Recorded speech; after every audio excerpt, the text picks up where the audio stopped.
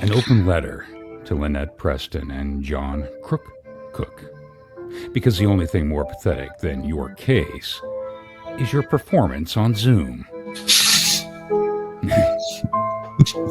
Dear Lynette and Crook, let's not waste time pretending you two haven't already torched what little credibility you ever had. This letter isn't a warning. It's a eulogy your egos demand. Because after that June 12th, 2025 Zoom status hearing, it's now painfully clear you're not just losing this case. I think we need to turn the music down a little bit. All right. Disintegrating. There you go. Disintegrating in real time. It should have been the season finale of your 2-year clown saga. But let's be honest. You two ran out of a plot long time ago. Now you're just freeloading off the court's patience, making shit up as you go along. With borrowed outrage and half a functioning brain cell between you that's fighting for second place. I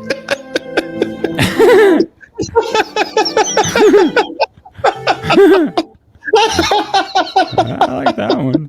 I did like that one. Fighting for second place.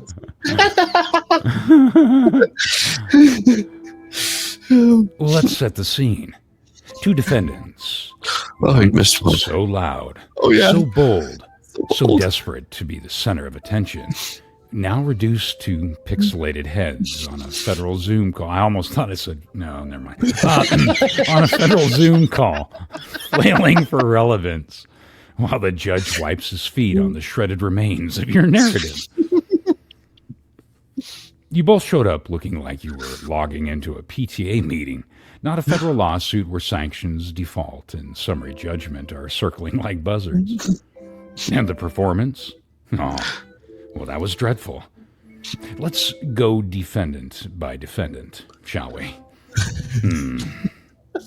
Oh, Lynette.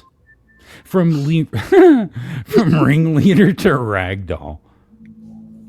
You used to be the tip of the spear. Yeah, the tip of the pole. That's why I started laughing.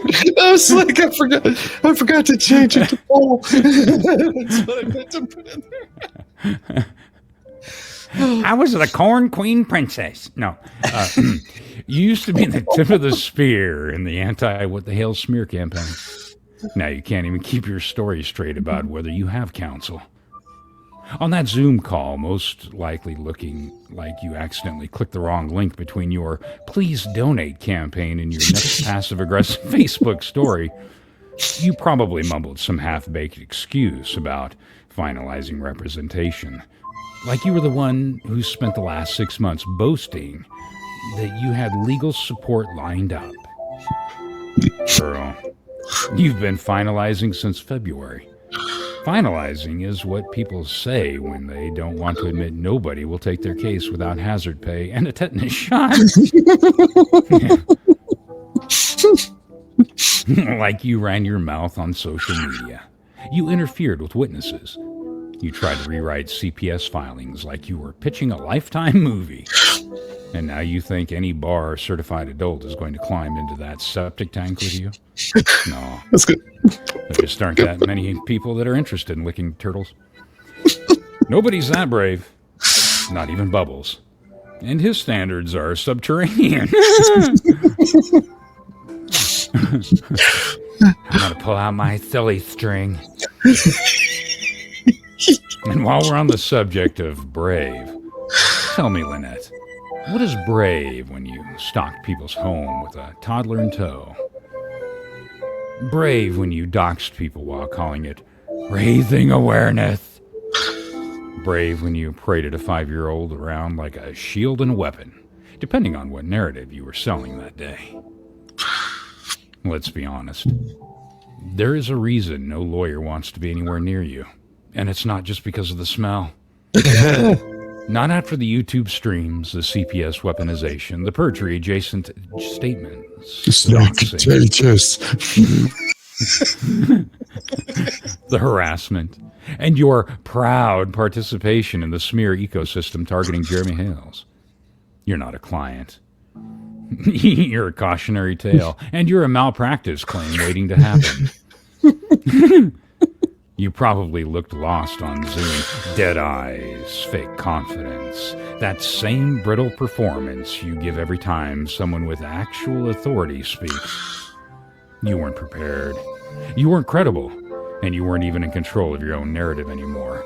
I bet I've been in cadaver labs where they look more alive than you did. Here's a reality check. This isn't Otter Creek. You can't bully your way out of this with Facebook posts and crocodile tears. Judge Bolitho doesn't care about your sob story. He doesn't care about deadline. Wait a minute. Oh, he don't. Well, he cares about deadlines, facts, and rules. 3 things you treat like suggestions. And word on the street is that that fight you had with Crook, the one you didn't think anyone would ever hear, may have been recorded. A delightful little time capsule of your behind-the-scenes chaos. You two screaming at each other like feral cats while the feast burns down around you. And if the rumors are true, it contains the soundbite of Crook calling the judge a douchebag. Oh, sorry, douchebag. If that tape exists and sees the light of day, you can go ahead and live stream your own default judgment. No. Now on to you, Mr. Crook. Sovereign clown with a microphone. You, on the other hand, took incompetence to a level so advanced, we might need a new diagnostic code for it. I think even Carl would dick slap you alongside the head. Ain't got no gas in it. Ain't got no gas in it. You told the federal court with a straight face that you would proceed. I'm going pro se.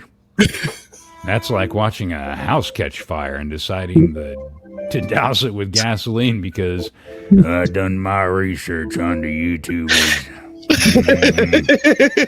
and conferred with them OnlyFans. Oh, God. You told the judge with your whole chest that you're growing pro se.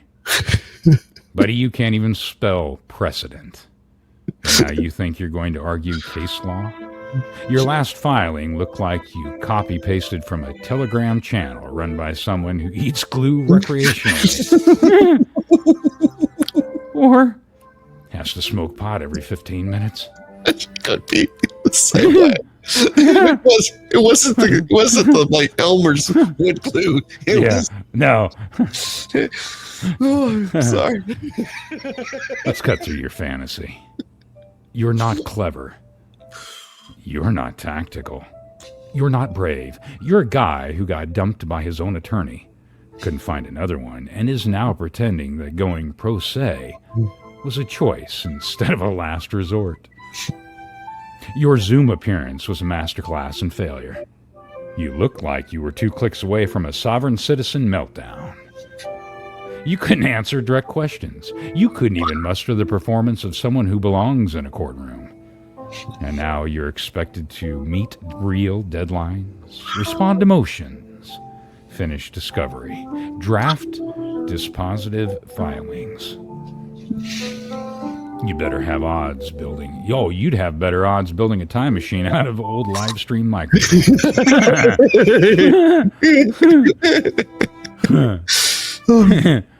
And if the rumors are true, if Jeremy has that recording of you mouthing off about the judge, you're not just incompetent. You're radioactive. He called the one man in the courtroom who holds your nutsack, your legal fate in his hands, a douchebag. Off the record or not, if that recording surfaces, you'll wish contempt of court was your biggest problem. Or you had died as a child. That your mother would have swallowed. You're not a threat to Jeremy. You're not a legal warrior. You're not even a speed bump. You're the cautionary tale other defendants get warned about during CLE lectures. The two of you together, a two-person wrecking ball of stupidity. The stay is lifted. Discovery ends in 5 days. Dispositive motions are due in less than a month. Neither of you has a lawyer. Neither of you has a plan. And now the court is watching you like a hawk, waiting to see if either of you can make it out to the next deadline without setting your own hair on fire. Your greatest enemy isn't Jeremy Hales. It's you two fucktards. You're your own worst enemies.